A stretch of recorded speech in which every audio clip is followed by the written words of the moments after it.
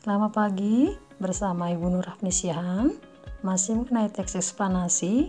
Kali ini memproduksi teks eksplanasi. Perhatikan contohnya.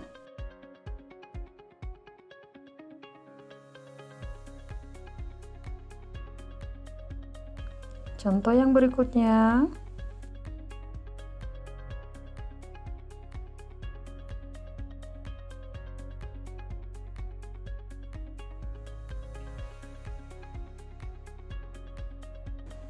Pada pertemuan sebelumnya kita sudah membahas tentang teks eksplanasi. Kali ini kita bahas pola pengembangannya.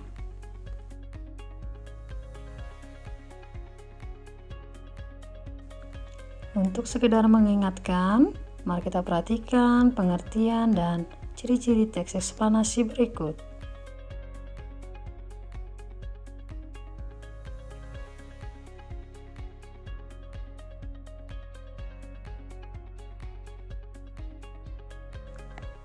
Tentunya kamu masih mengingat struktur teks eksplanasi.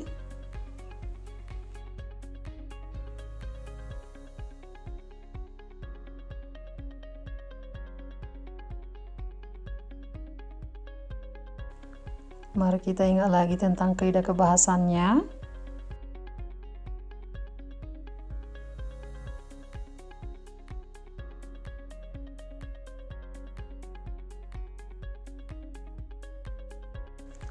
Baiklah, kita akan menulis teks eksplanasi.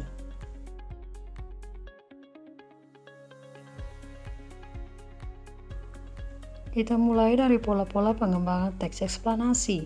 1. Pola pengembangan sebab akibat. Pengembangan teks eksplanasi dapat menggunakan pola sebab akibat. Dalam hal ini, sebab dapat bertindak sebagai gagasan umum, sedangkan akibat sebagai perincian pengembangannya. Namun demikian, dapat juga terbalik. Akibat dijadikan sebagai gagasan umum, maka perlu dikemukakan sejumlah sebab sebagai perinciannya. Contohnya,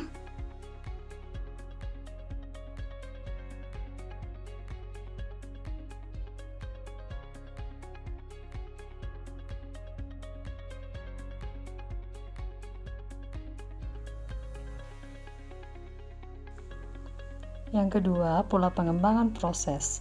Proses merupakan suatu urutan dari tindakan-tindakan atau perbuatan-perbuatan untuk menciptakan atau menghasilkan sesuatu, atau perurutan dari suatu kejadian atau peristiwa.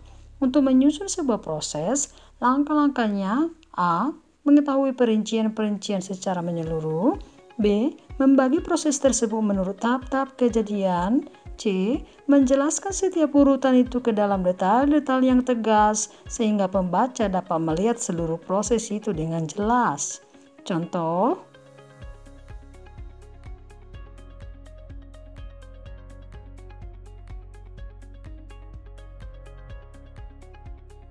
langkah-langkah menyusun eksplanasi. A. Menentukan topik tema, menetapkan tujuan, mengumpulkan data, menyusun kerangka, dan mengembangkan kerangka.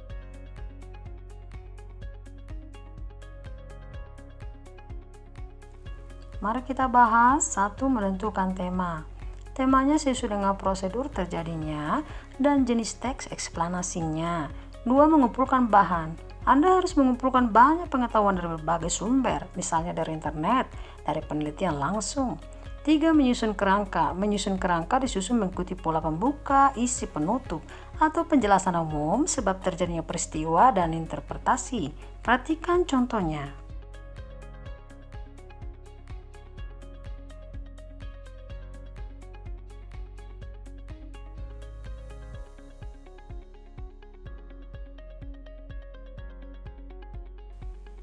Yang keempat, mengembangkan kerangka. Mengembangkan kerangka tersebut menjadi teks eksplanasi yang utuh.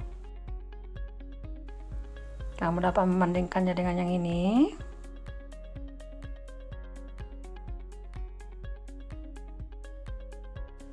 Perhatikan gambar berikut. Ini bisa kita buat menjadi teks eksplanasi.